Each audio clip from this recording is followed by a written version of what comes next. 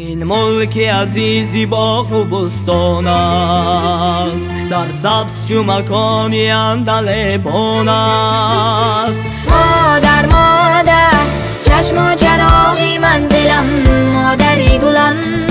ما را تو فرزند گفتی ای جناب عالی، جان و جگر بن گفتی ای جناب عالی.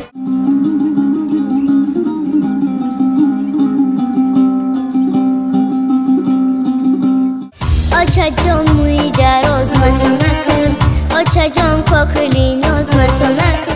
کرتای تو رنگ رنگ شیشتای در روی سنگ، سوگندی تو مقدس و شیری مادرت، سوگندی تو مقدس و نامی کشور است.